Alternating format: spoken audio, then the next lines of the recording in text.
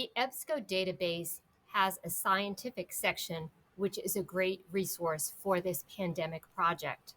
From the high school website, choose Academics and then High School Library. You'll remember that the library site has a link to Noodle Tools,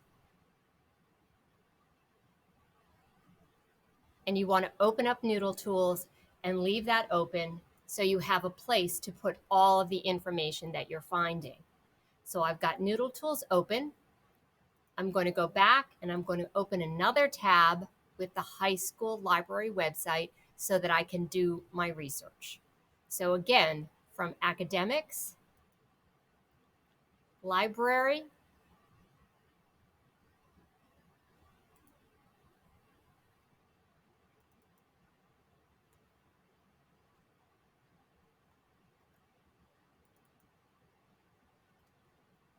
and now I'm going to scroll down to Ebsco.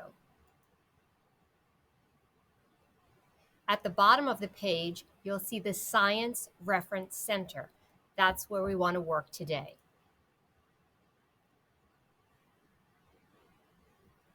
Let's do an advanced search so that we can give the database as much information as possible to help narrow down our results. So I'm going to choose Advanced Search.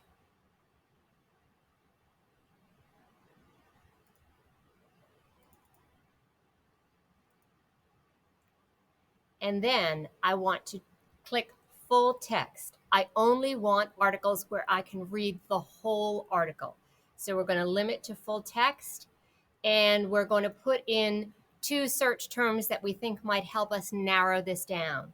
Now here, it's important as a researcher to be flexible. So if teens and depression doesn't work, then teens mental health or COVID and teens. We have to just keep trying different combinations until we find the one that helps us answer our question. So here I'm going to do COVID-19 and mental health in students. And then I'm going to hit search.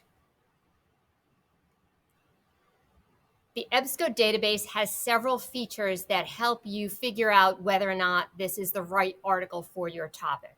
Okay, so over on the right, you can use this magnifier and you can read a little bit about the article to see whether or not it's going to be helpful to you. You could also see how recently it was published and what type of article it is. So for this project, you all probably want to focus on periodical or magazine articles, and you don't need an academic or scholarly journal. Okay, so I am going to open this first article up. And I want to just take a look at the subject terms. So these are like additional paths that you can pursue if this article turns out to be really helpful. And again, here's a quick summary of it.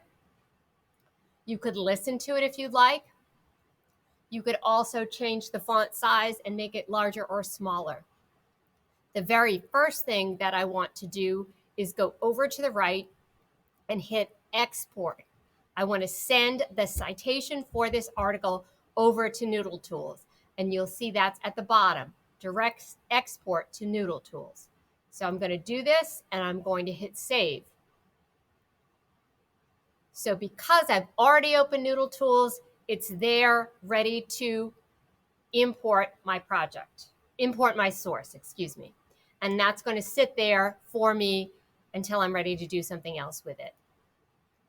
Okay, now the next step you would want to take would be to look through the article and read it and take any notes that you might have.